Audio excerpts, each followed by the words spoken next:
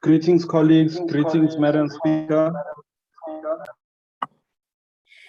Greetings, Sipho. Greetings, everyone. It's now past. I'm not sure how far is Jose FM. However, we'll have to start. Jose FM will find us. We are already live streaming. Good afternoon. Let me greet our beloved guests and residents at home who are tuned in on different platforms of social media and radio stations. Ladies and gentlemen, welcome to the weekly show known as The Talk with the Speaker of Council. My name is Nongceba Mulwele and I am the Speaker of Council. Please do follow me on my own social media page, which is Nongceba Mulwele on Facebook, and at speaker_COJ on Twitter, as we are live on these platforms. Today is another powerful session, ladies and gentlemen, where we get to learn and teach our communities. Let me take this opportunity to thank our host and partner, Dr. Fundile Nyati. I haven't seen him. I'm not sure whether he has already logged on. But thank you very much for providing us with this platform, as well as our radio partners, Jose FM, Eldos FM, Alex FM, Chai FM, and Pulse FM, who continue to support us in our endeavor to educate our communities on various topics relating to council business. A big thank you to everyone who has joined this evening and has joined this engagement. Fellow listeners and viewers, we as local government are officially in the election season. A final proclamation has been made this afternoon that the day of voting is the 1st of November 2021. We also know that voter registration weekend will be open on the 18th and the 19th of September 2021. Our topic for tonight is elections under COVID-19. We know that local government is one of the three spheres of government. Local government consists of municipalities, which is at the coalface of service delivery. We also know that our lives have been dramatically affected by COVID-19, forcing us to relook at the way we do most things, not only as a city, but as a country and the world over. There has been quite a lot of uncertainty relating to whether the elections are going ahead or not, but finally, we have a clear way forward. So today, ladies and gentlemen, we look at what it entails to host local government elections under the pandemic. I thought to bring a myriad of voices together in unpacking this topic so that we can hear from views, we can hear different views from all the citizens, especially our panelists. My panel today consists of Aluwani Chokwe. I think Aluwani is already here, who is the spokesperson for Youth ICT Council, who will kickstart the discussion by giving us a brief history on elections and the importance of the involvement of young people in this process. Aluwani, you are much welcome.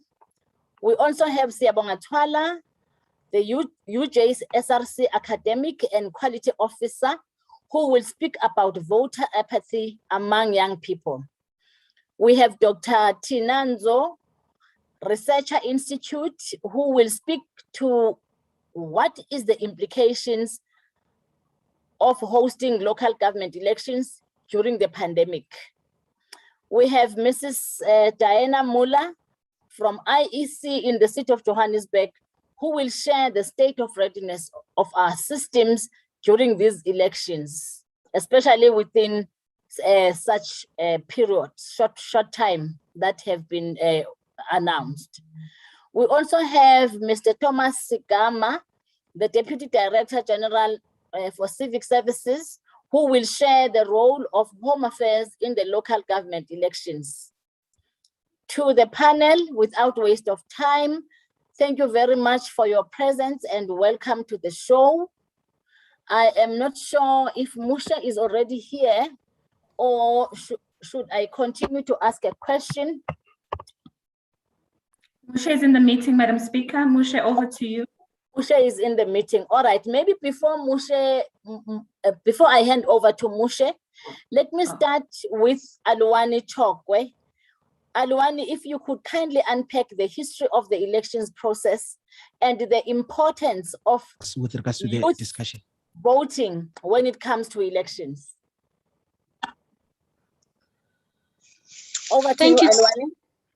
Thank you so much, Madam Speaker. Good evening, comrades and colleagues. I'm not sure if I'm audible. Yes, you are audible. You are. Okay. I first wanted to protest as to why we were given 10 minutes, but that is okay. Having to understand the rich history that our country has and the fact that even our democracy is not a normal type of democracy. We come from a history of colonialism of a special type, which was also called apartheid, and also elements of colonialism, of neo-colonialism.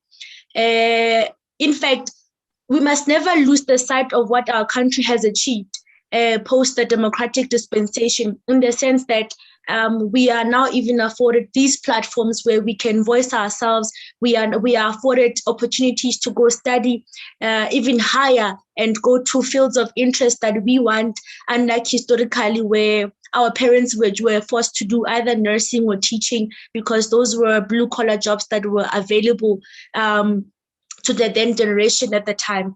So the ruling party, in fact, has outlived the lifespan of liberation movements, in the sense that the harsh reality and the harshness of colonialism affected them so much that they wished to move away from it by any means necessary. This is why even when the ruling party is not fully transforming society, but people are saying this is still a much better government than a government that we had, because the government that they had was an abusive government, in the sense that they were denied their right to life, and there are also places that they were denied access to. Imagine you are denied access in the land of your forefathers. So it was, in fact, the UN has premised that apartheid was an injustice against humanity, and all its forces intact were ultimately premised the greatest injustice against humanity.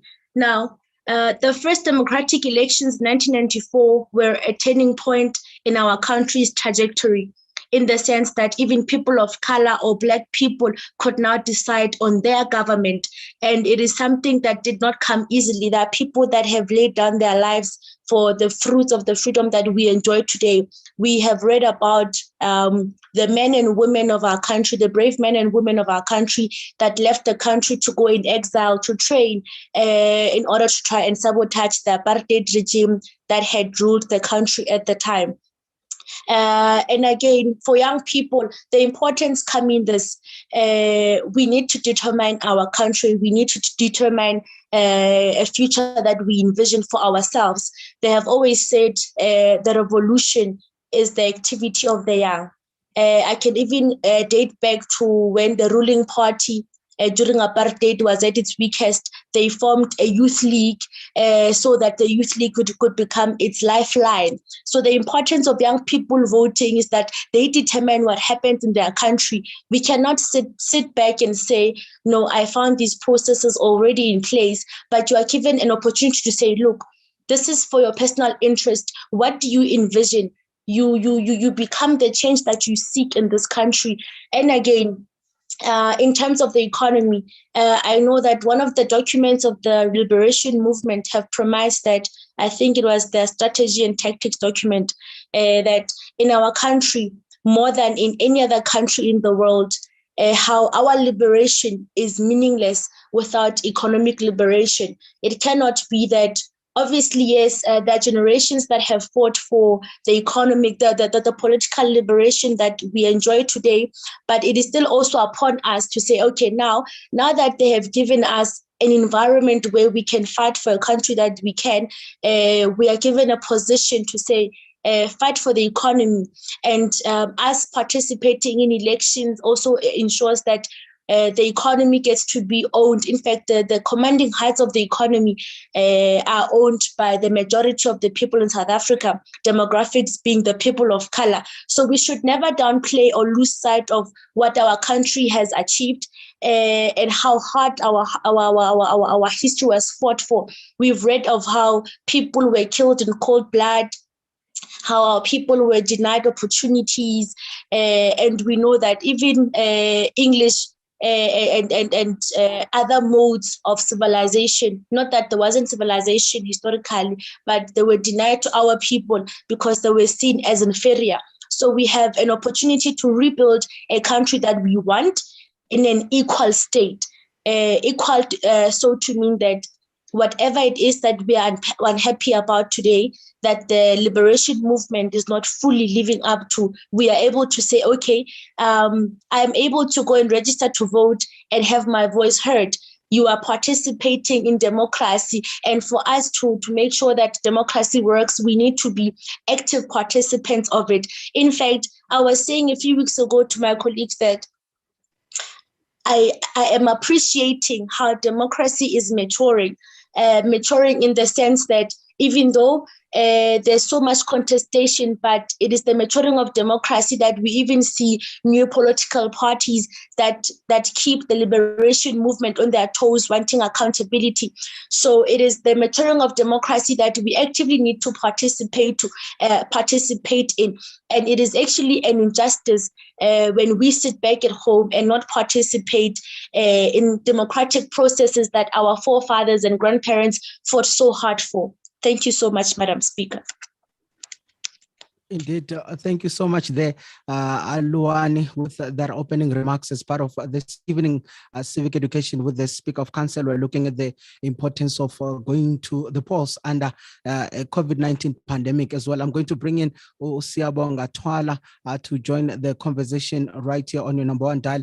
Twala, maybe you can kindly share with us the state of a youth vote and also why there's voter apathy among young people in South Africa.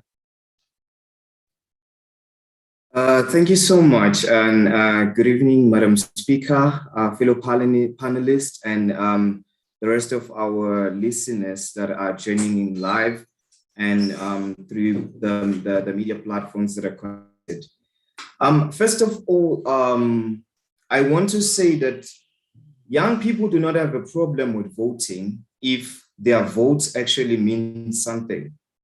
The problem that we have here is what impact or what effects do the vote of our people actually make?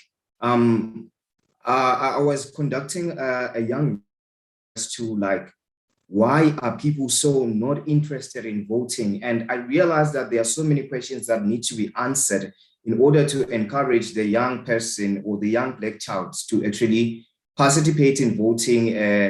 And one of the questions is, what does voting mean for the Black child? What sort of transformation is going to be brought about as a result of them participating in local government elections? There were some shocking stats that were released by Bloomberg 2 weeks ago that currently South Africa has the highest rate of unemployment in the world. It's really appalling. Like I think we're currently sitting, they said we're currently sitting at 34.4%. That's the rate of unemployment. And it's the highest since 2008. So that means in the past 13 years, government has not have a solid plan to deal with unemployment. So what does that say to the young person that needs to vote? If you have people in government who do not have a plan to deal with the critical issues that our young people are actually facing, day by day, the rate of unemployment is rising. And government doesn't seem to have a solid plan as to how they are actually going to solve this issue. Instead, we have a lot of useless initiatives in the name of youth development or skill development, which are actually not effective and not actually delivering to the needs of our young.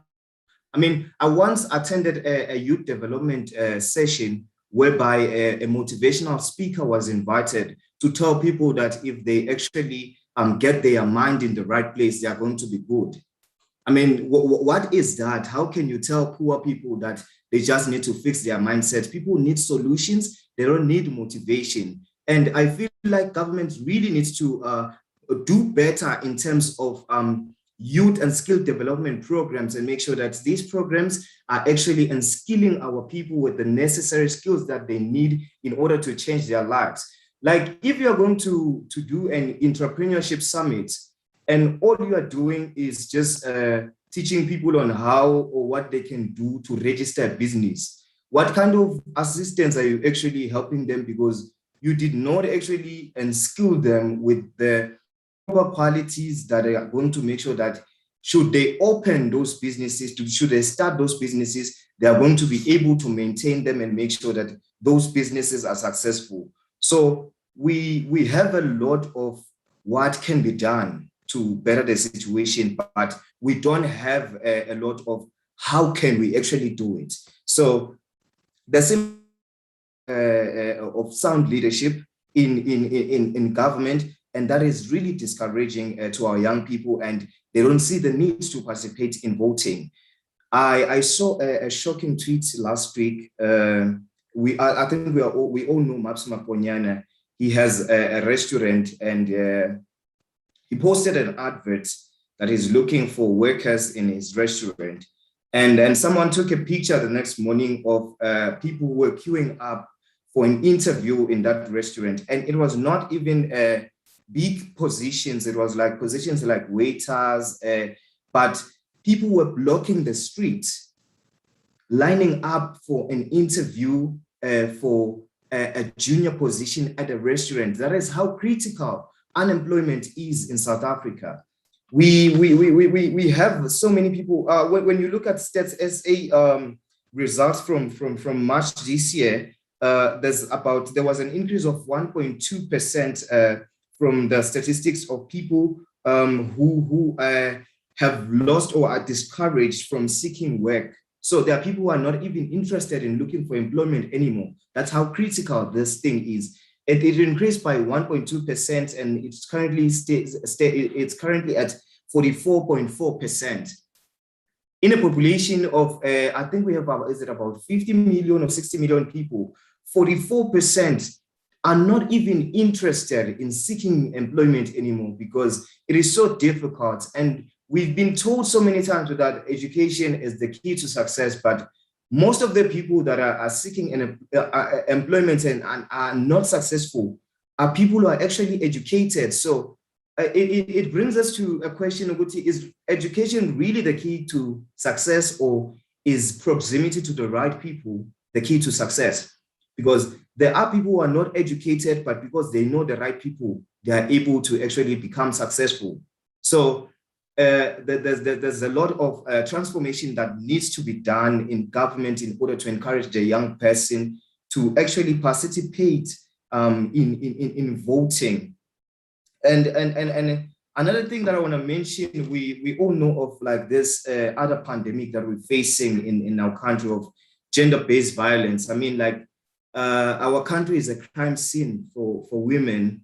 Every day a girl is either killed or raped, and that is really not a good thing. It's really sad for the girl child.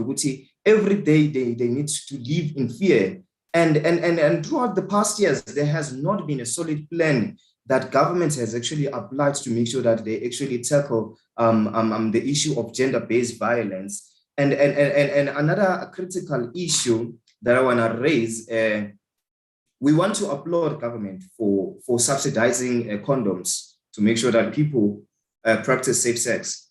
But I think it will also be encouraging if government can subsidize sanitary pads to actually send a message that they care about the needs of the girl child.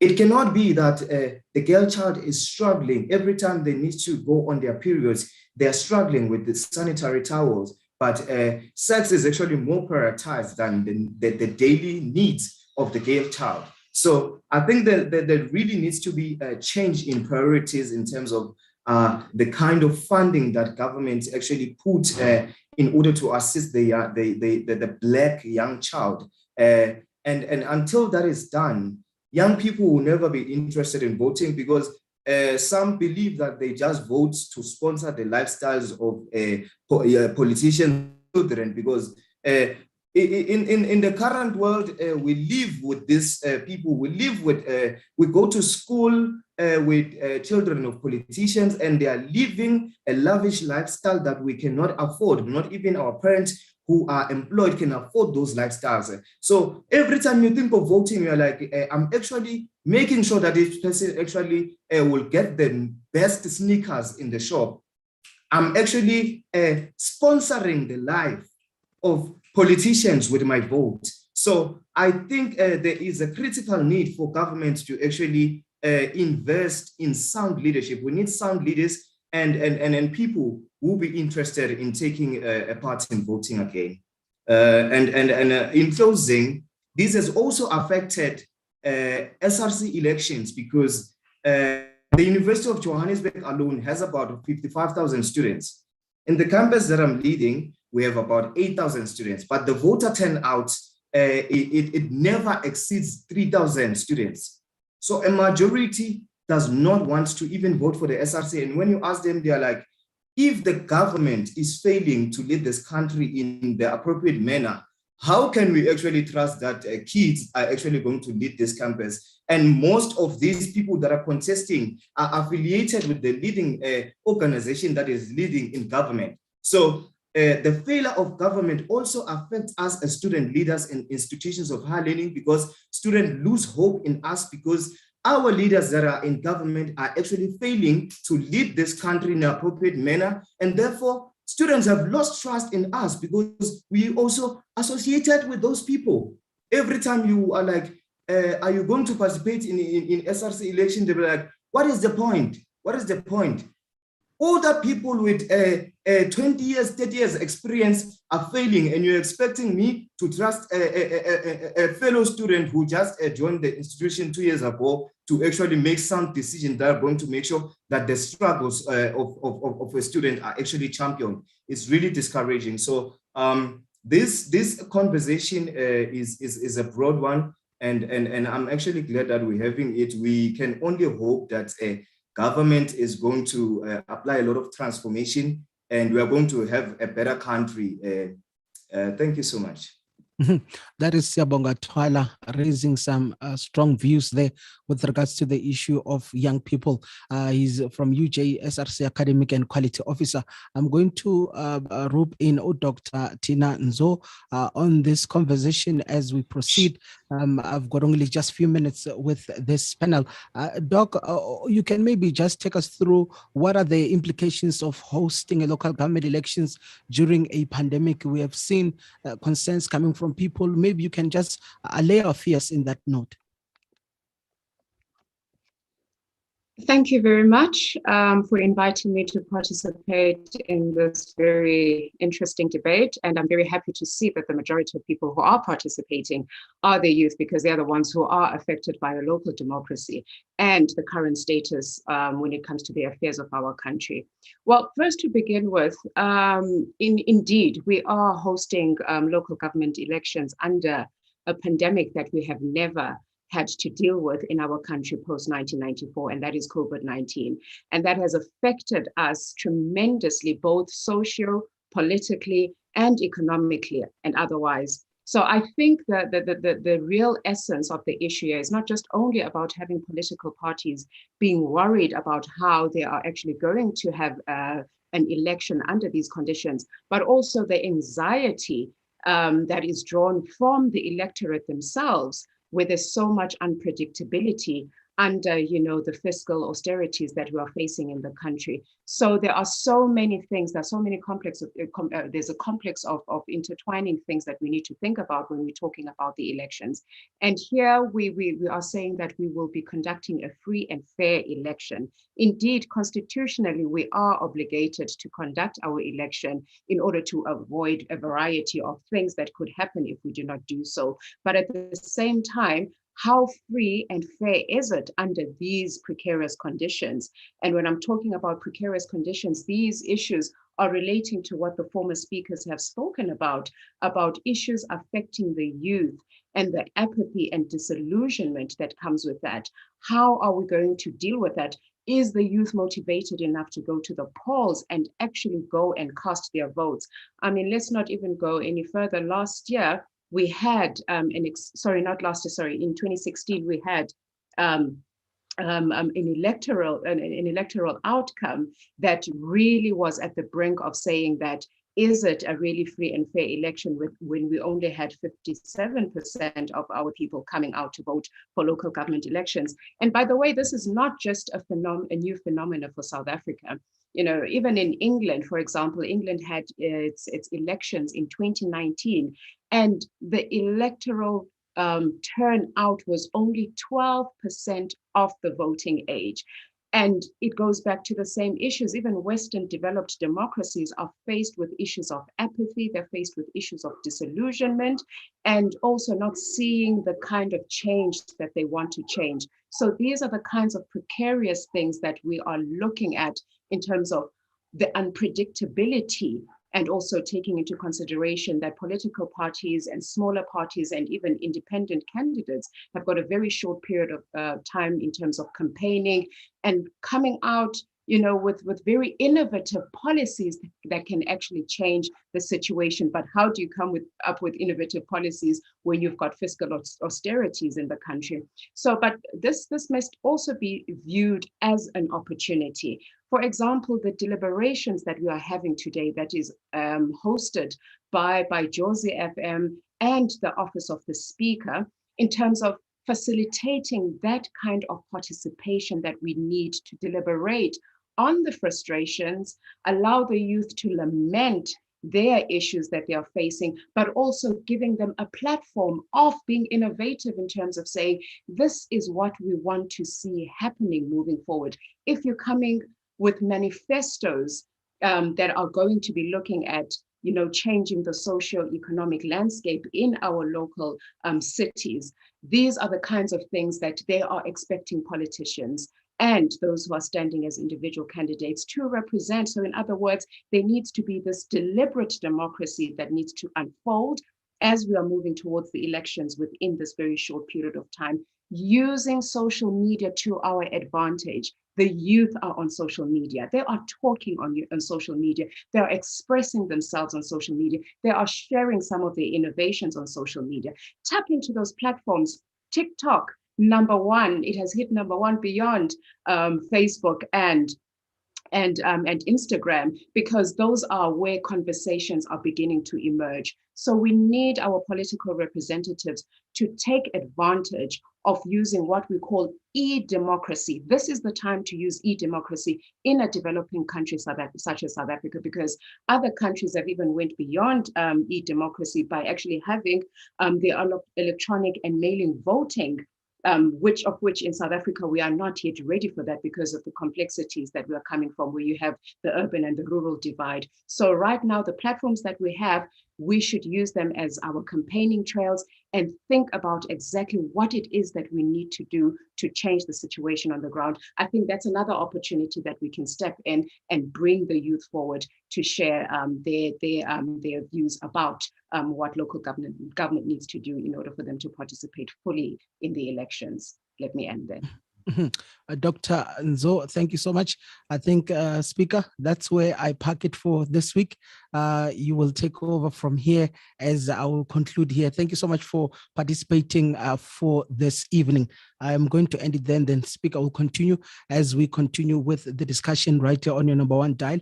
she will just take over and continue on that note. What I'll do now, we're going to hear.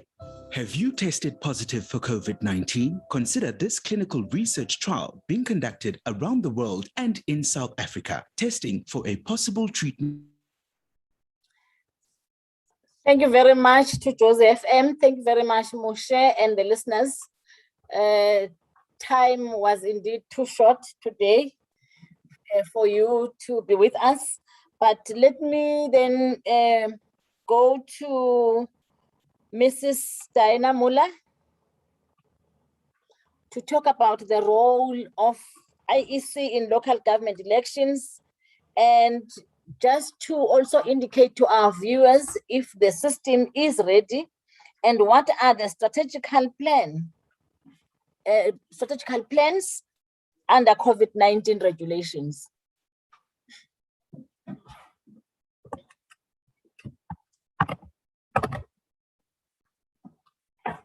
Hello, is Diana around?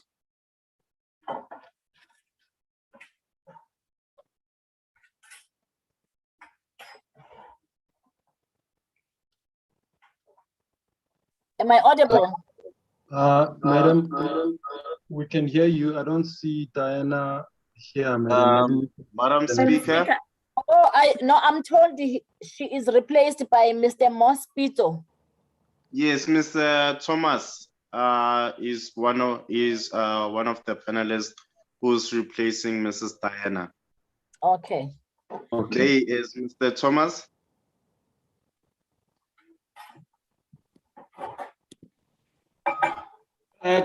Good evening, Madam Speaker. Evening to the listeners and the viewers. I must just make one point of correction. I'm not replacing anyone from IEC. My name is Thomas Sigama. I'm from the Department of Home Affairs. I have been invited, Madam Speaker, to talk to the role of Home Affairs in an election mode. So I thought I should just make that correction. So let me start by echoing the same.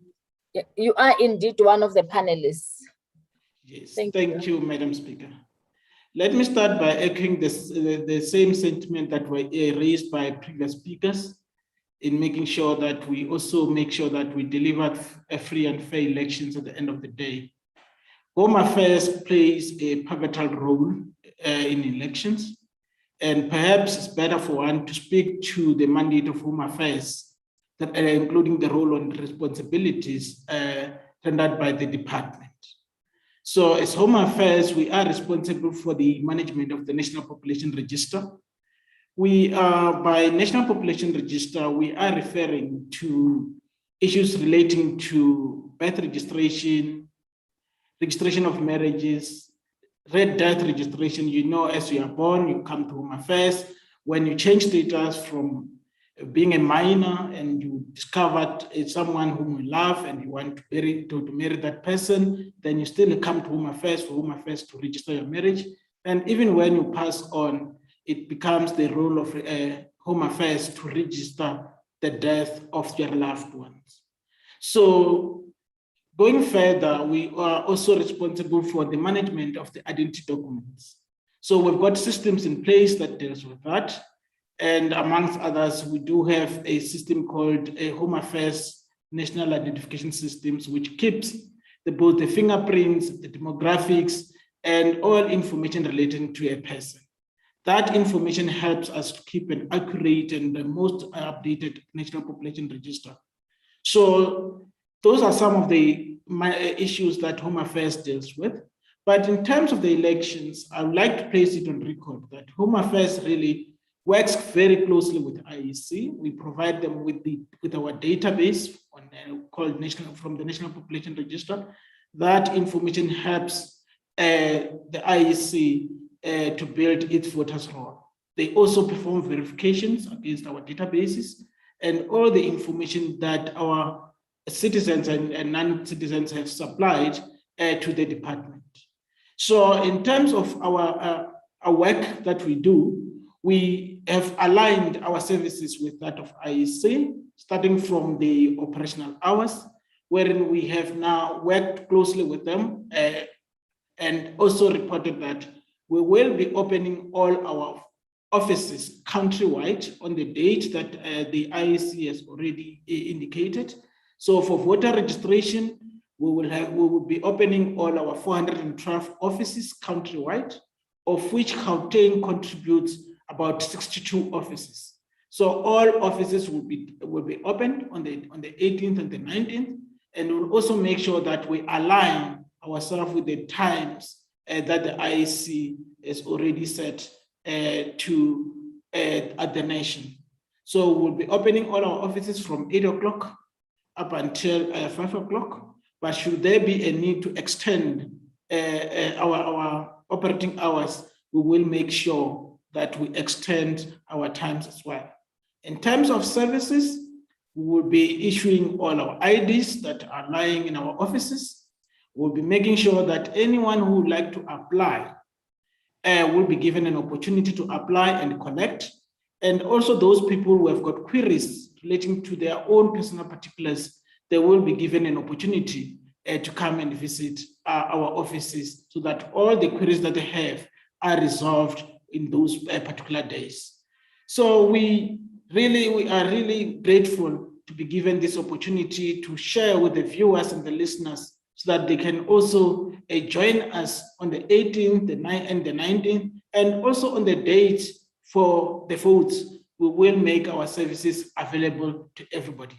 Suffice to say, Madam Speaker, we have got quite a number of identity documents in our offices that remains uncollected. At the moment, as we speak, we have got more than 375,000 identity documents, smart ID cards in particular, that lies in our offices and uncollected. And I must say, Madam Speaker, that the highest number of uncollected IDs are in this province, which is Gauteng. And we have got more than 100,000 IDs that are lying in all our offices uncollected, and the highest number being in our Johannesburg centers. And we are now making a clarion call for all the viewers, the listeners, to visit our offices so that they can come and collect their IDs. We have made provisions for anyone who would like to collect his identity documents or a smart card to then come and join our dedicated queue for collection only. That will then make you save time so that when you get there, you just have to make sure that you have got your receipt ready, your ID number ready, then our officials will gladly assist you. We promise you collection doesn't take a lot of time. It takes not more than 15 minutes while you are in the office. We are aware that while you are outside, you may take a bit of time, but bear with us as we are now dealing with queue management. So we have now made provision to segregate all the queues so that those that are there to collect should just be kept separate so that they don't have to waste time for collection. Those who would like to apply on the dates I mentioned above, then they are now also given an opportunity to then come and apply for the documents. ID is the most important document when we like all our members, even particular clients, to then make sure that they take care of it. Because without an ID, you won't be able to vote. Without an ID, you may not be able to transact with the banks. Without an ID, certain institutions like banks may not allow you to get your money that you may have saved with them. So one would also like to indicate, Madam Speaker, that we do have quite a number of service branches that we are having. We've got more than 100 mobile units that we are deploying countrywide as well, and of which Gauteng has been allocated 8 mobile units, which will then also be used on the date for the voter registration as well as on the date for elections. So we are also having the banks. We've got 27 banks that are connected, of which 17 of them are in Gauteng alone. And we are also saying those who have applied through banks, please make sure that you then honor your booking slots for collection, as well as application of your smart ID cards and passports if you also want to apply for a passport. So those who have lost their documents have also have an opportunity to also apply for the so-called temporary identity certificate. That's the paper that you can also use for voting. But of course, that will be subject to verification by Home Affairs officials.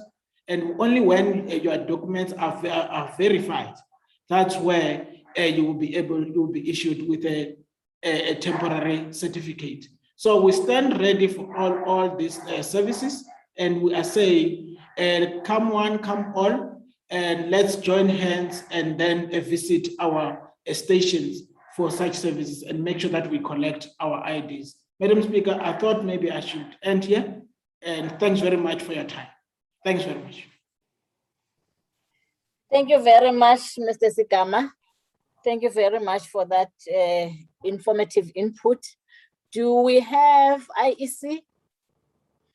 Do we have someone representing IEC in the meeting? It seems not, Madam Speaker, so perhaps we can move on to the Q&As from the viewers. All right. They are struggling to connect. Okay, can we move on to the Q&As? Both on social media as well as on the chat group, please. Thank you very much, Madam Speaker. Good evening to all the colleagues, and very much thank you for the comments. Just on social media, Madam Speaker, I'll run them quickly. There are people that are excited and interested in this conversation. They're happy that we are hosting such a very hard-hitting conversation. Benny Swartz says, we indeed need a solid plan for unemployment. I agree that we need a plan that is sustainable towards solutions that will change the lives. Our EPWP programs need exit strategies that will put the skills required into real life solutions that will empower the beneficiaries. We'll go on. Melusi Nyati says, will the IEC accept temporary IDs as our local Home Affairs at Maponya is not issuing IDs? Lindo Dlamini says, why has the IEC not asked Department of Home Affairs to assist people who have lost their IDs so that they can participate in the local government elections? Home Affairs should have a mobile offices during this election process. Ntombi JJ says, one of the reasons young people are not voting is because they are not being educated enough on how government and elections work. One must be in the space to understand. Mziligazi Nkubego says, young people, go out and vote. It's your right. You have the powers to make the change we want to see. Let's go vote, even if it takes us 2 days. Lillian says, it's time we vote online. Let's move with the times. The last comment says, thank you very much for hosting this debate. Many challenging ideas and views from the youth, but it is food for thought. So those are the comments for now, Madam Speaker. Thank you very much, colleagues. Thank you very much. Thank you very much, Sipo. You have also read the ones on the chat group.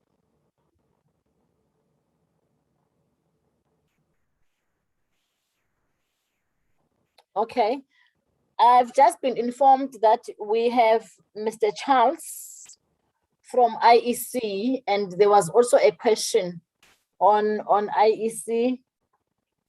I'm not sure if Mr. Charles is already on the platform. Madam Speaker, is logging in. He's not yet on the platform. Okay. Logging in now. Thank you, Madam No, Speaker. it's fine. It's fine. Let us go back to our panelists just to respond on the questions that were raised. But I would like to add a question on Home Affairs. You spoke about the volumes you have of uncollected IDs.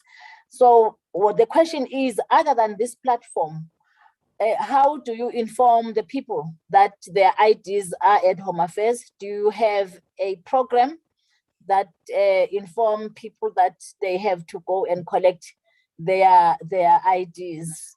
And then the second one is on mobile units. You've made mention of the 8 mobile units you have. I thought you were saying in Gauteng, if not Johannesburg. Do you allow requests? Can we make requests to Home Affairs for a mobile unit on urgent circumstances? For example, if there are people whose houses have burnt down and we're requesting mobile unit to be taken to that area. Can we still do that? I know you used to do it before. I'm not sure now. If you could maybe respond to that. Let me start with Alwani. Alwani, there were questions that were asked. I see Mr. Rafik Charles is here. Maybe let me start with Mr. Charles. Good evening, Mr. Charles, and thank you very much and welcome for stepping in. Are you there? Can I get an indication that you are connected? Good evening. Yes, I'm connected. Okay, thank you very much. There was a question that was directed to IEC, which is about the role of IEC in local government elections, and is the system, the IEC system, ready for the upcoming elections of the 1st of November? And what are the strategical plan or the strategic plan under COVID-19 regulations? If you could just take our viewers through, we are streaming live. We have viewers and followers who are listening and they have an interest on the question that I've asked. Okay, thank you, Speaker. Let's break down the question. First of all, in state of readiness, yes, we will be ready. We have no choice but to be ready. We can't let the country down. So we will be ready to run these elections. We are fortunate and misfortunate to basically run a registration weekend. The fortunate part is it will be like a dry run for the elections, which is in immediately 4 weeks after the registration event. In terms of readiness for the registration weekend, yes, we are ready. There's still a few minor details that needs to be done. Our staff are being trained, or rather refresher training staff was already trained.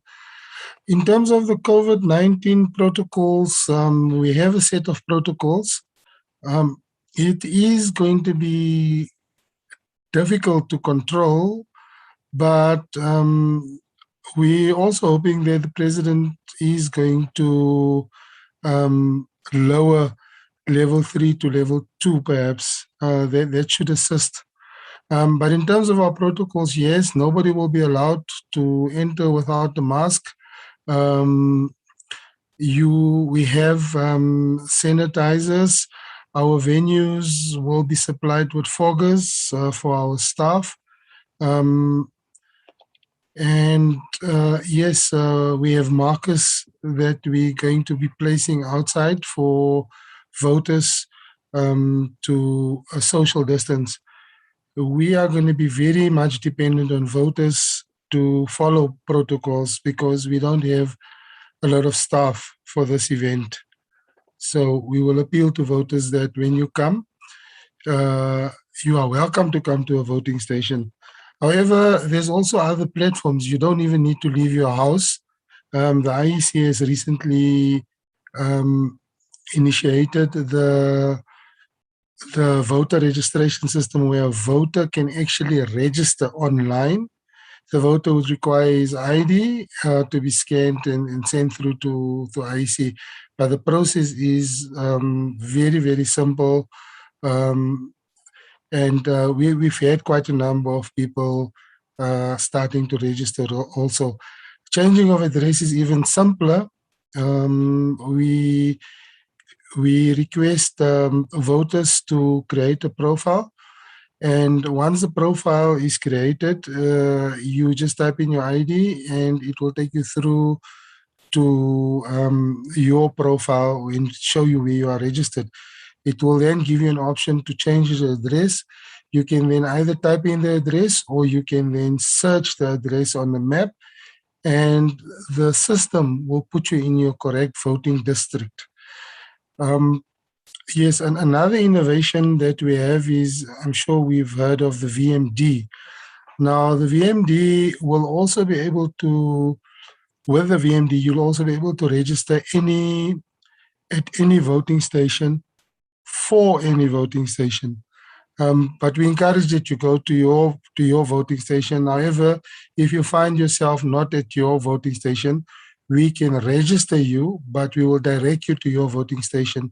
The voter will receive an SMS confirming registration. I hope I've answered a chunk of it. Yes, you have, Mr. Charles, and thank you very much. And once more, thank you for stepping in. There was a question that was asked by one of our viewers that is IEC going to accept temporal IDs, as there is a problem of IDs at Maponya Mall. So, and people are being issued with temp IDs. So is IEC going to accept it? You don't have to respond now. You can respond when you come back.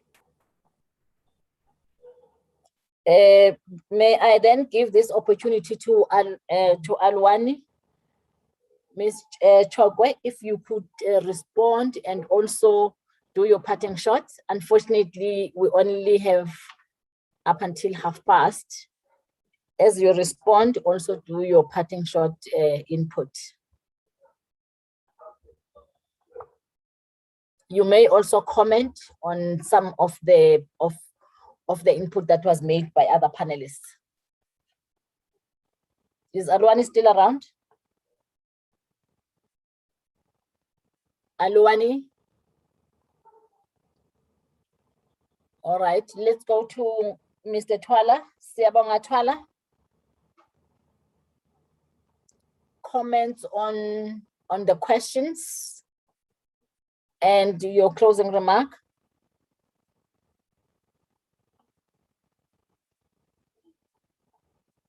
What's going on now? Am I audible? Yes, madam, Yes, you are. Speaker. Oh, okay. I thought it's me who has a problem. Okay, where is Alwani and Siyabonga? They're not here. All right. Here, perhaps they need to unmute themselves, Madam Speaker. They need to unmute. Okay. Alwani, unless are they're you having around? trouble.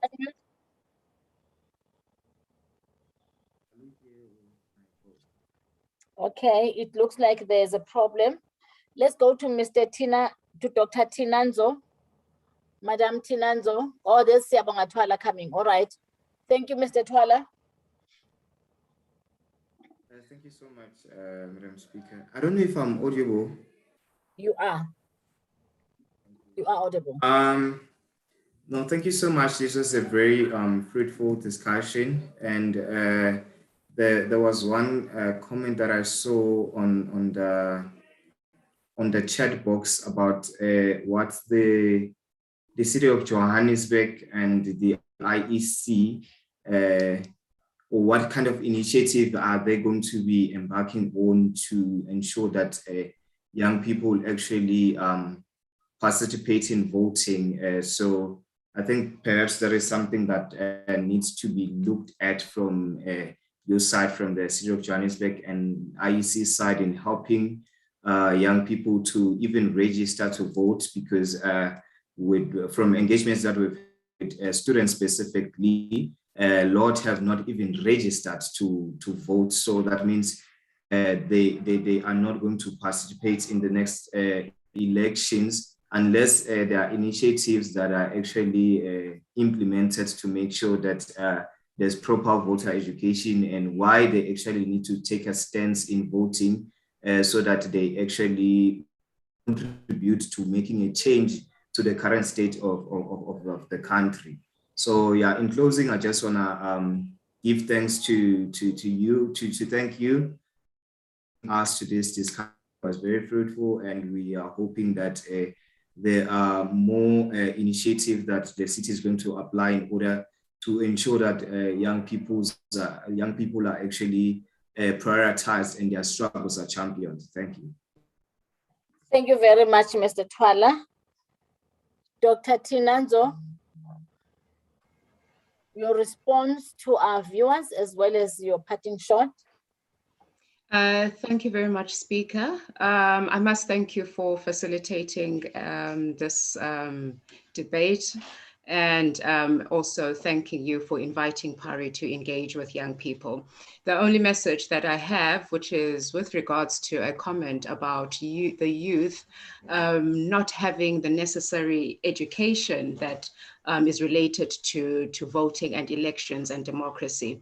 I still continue to say that this is the time where we seize the moment, where we get to engage and get into robust debates with the youth on online platforms, because we need to orientate particularly first-time voters in terms of what democracy is, you know, the importance of local representative democracy and how it ties into decision making that has to do with the socio-economic changes and status of the youth. So my last comment is that let us get into those platforms, the IEC, the City of Johannesburg, make use of those platforms. That's where you will get the youth more engaged. Thank you. Thank you very much, Doctor. Thank you very much, Doc. Let's hear from Mr. Thomas Sigama. If there are any questions to respond on, or you do your closing remark. Thanks very much, Madam Chair, and thanks very much to the listeners and the viewers. Indeed, there were a few questions that were raised in terms of those people who how are we going to inform people so that they can come and collect their IDs? So to start with, we've got a system that generates SMSs to all clients who have applied, and it then sends them to all clients to notify them about the IDs that are lying in our offices uncollected. So that's the first a point that we normally use to make sure that we notify our clients. Then the second one is we normally use this so-called stakeholder forum. Those forums have been formed countrywide in each province. They're being chaired by councillors in some stages, speakers of most of the municipalities. So they do have their own meetings. They meet regularly, and they always inform clients to come and collect their IDs for purposes of elections. We also have the community radio stations where we were given free slots in most cases, a province, wherein we go there and inform the nation about the number of uncollected IDs that are still lying in our offices. Then there was a question around the request for mobile units that could be used for services. Yes, Madam Speaker, as I've indicated, we have got 8 mobiles assigned for Gauteng, but countrywide, we have got 100. So during elections and even before elections, we make arrangements. We've got schedules that have been prepared throughout the country. And in all days, normally align our events with that of the constituencies, wherein as and when they've got events, they invite us. Even other sister departments invite us so that we can join hands in rendering services to the nation. So yes, our doors are open for Madam Speakers and all councillors to line up with the provincial offices so that we also prepare schedules to include them in our daily schedules that we have, because we work closely with the Department of Education and other stakeholders, and we make sure that we don't disturb learning. We take these mobiles to schools where we take application and also take the smart cards or the ID books back to their schools. So my last remarks is just to make a clear call to all clients that are sitting at home, viewers that are out there, to visit our offices so that they can collect their IDs. As I've indicated, we have got about 375,000 IDs that are lying uncollected. So we're saying, make time to go and collect if you have not yet collected. And those who have lost IDs, also to touch base with what the IEC was about to say. A TIC, or a temporary identity certificate, is a form of identity. It's also recognized by law. So it should be used without any hesitation. So I thought I should also raise that. And the last point is around the operating hours, to say, let's take note of the operating hours as set out by the IEC. We make sure that we don't close doors before our clients have collected their IDs. Thanks very much, Madam Speaker. Thank you very much. Thank you very much, Mr. Sigama. Let me quickly go to Rafik Charles. Mr. Charles, your closing remark. I've heard that the question on the IDs have been responded to, but if you want to make an addition and also your closing remarks. Yeah, sure, ma'am. Thanks. Just to confirm, yes, thank you to my colleague, Mr. Sigama. Thank you very much. Yes, you've answered it correctly. TICs are most definitely accepted. Anybody may go with the TIC. Driver's licenses, however, not accepted. Only your identity card, green barcoded ID, or you can get the TIC. Those three documents are accepted for registration purposes and voting purposes. The question with the youth, yes, it's just so unfortunate that the time is caught up with us, and this election must happen so quickly. We had intended to come to the universities to come do some voter education, but unfortunately, as you can see, time is not on our side. Registration weekend is next weekend. So I would also appeal to all voters or the youth. On our side, we've actually created a voting station at the campus. We have one voting station at APK, and then we've got another voting station outside DFC, and the one at Soweto campus, that's in the campus. So there's 3 voting stations. We've got another one at WITS Education Campus. That is to assist students to actually register and bring the voting stations closer to them. So we appeal to everybody, please, when you come early, but you don't have to also come. You can go to www.elections.org.za, and there's a tab that would say, would ask you what you'd like to do. If you want to register, you go to the registration part. It's got a new little icon flashing on it. If you want to do just a change of address, you just say, I want to change my address, and it will guide you through there. The important thing is that you need to create a profile and you need to have a cell phone. So yes, for this, for next weekend, good luck to all the students. Please, the IEC office is based in Braamfontein, and there's also one based at Auckland Park, the white building.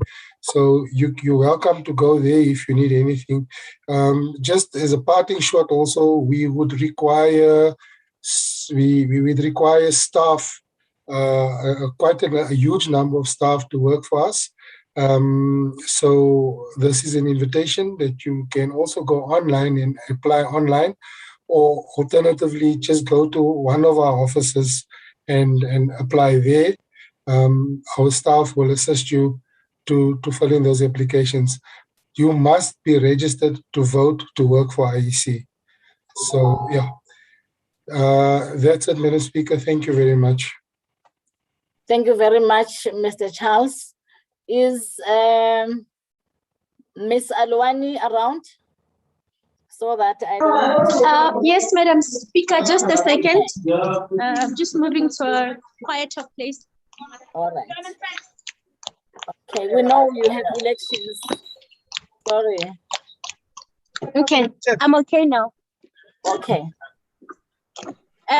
So in closing, and as I've historically mentioned, that we need to determine the type of country that we want to live in.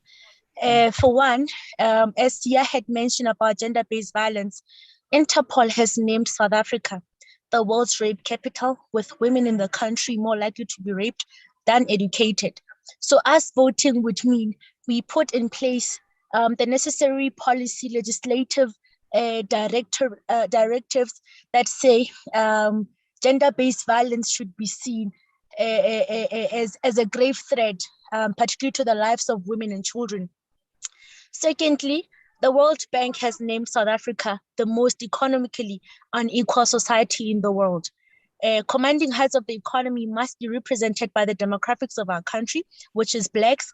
And the only way that we can do that is if we exercise our vote as young people. And in closing, Madam Chair, we are faced with a rather disconcerting task of leading the social emancipation program to its logical conclusion. The principle remains that there are necessary decisions that have to be taken in the interests of advancing the national democratic struggle, particularly to address realities confronting the South African youth. For the sake of the Freedom Charter, the same aspirations of our people, young people, let's go out and participate in our democracy and vote. Thank you so much, Madam Speaker. Thank you so much. Thank you very much. Maybe before I do my closing remark, I just want to say to young people, especially of Johannesburg, that, you know, a vote is a hard-won right, you know, in our nation. People fought for this right. So it is important that you vote. It doesn't matter how much you are aggrieved, but you cannot participate and you cannot make change if you are outside. You have to vote, and the vote is your voice. We are really requesting and pleading young people to vote. We are hearing the concerns of young people that were raised, particularly by Siyabonga, and we will take them up with the mayor as well as with the MMC, particularly the MMC for economic development around issues that relate to youth unemployment in the city. But I must say that the city is aware of the unemployment rate, particularly in our city. That is why the executive mayor, we invited him at some point not so long ago on this platform. And he spoke about the interventions that are in place in the city of Johannesburg to actually tackle the unemployment. He spoke about the 90 million that has been set aside, and also what we will do then, it is to follow up on those programs. And I know as well for the fact that there is a youth desk that is being, it has been there, but it is now being taken to another level where it is going to be exactly in the office of the city manager and the executive mayor. And that is an intervention to also deal with the issues of youth unemployment in our city. So there are a number of programs that the mayor has announced. We shall maybe in due course call the mayor back to come and talk about those programs as well as the MMC for economic development. I just wanted to indicate to our young people in Johannesburg that the leadership of the city is aware, and or government of the city is aware of the unemployment rate, and there are interventions that are put in place. And we are very, very, very concerned about that. As a result, when we do employment in our offices as the leadership of the city, we focus more on young people. For example, in my office as Sia, I have a lot of young people in my office, people who are working behind this program and who are coordinating this program that we are doing today are young people. And I know that all the offices, we have taken a very sober decision that we are going to have young people employed in the city. I know that is a drop in the ocean, but there are many programs, as I say. So with that said, I want to thank you very much. Thank you for this powerful session. Thank you to our panel and listeners at home who took the time to watch and listen, and our panel members who took time to also educate our citizens, as that is what we do every week to empower our people. And thank you for your engagements on different social media platforms and radio stations, for broadcasting live, and those who will be broadcasting tomorrow and any other day on this evening's topic. This is a very important topic where we talk about the importance of voting and also the measures that are put in place by IEC during this pandemic. We are calling upon all our citizens to register for vote on the 18th and 19th of this month, September, and also to go and cast your vote on the 1st of November. And then I would love to conclude with this quote, ladies and gentlemen, and I quote, it says, "We are always going to have prejudices. I don't think we can change society. You can only change individual by individual, and you can change yourself," close quote. Thank you very much. Until we meet again next week, Wednesday, for another important topic engagement at this time on this platform. Thank you so much and have a good night. And thank you to all our staff members who have been working towards this great day of these great discussions. Thank you. Thank you, Madam Speaker. Madam Speaker. Thank you, Madam Speaker.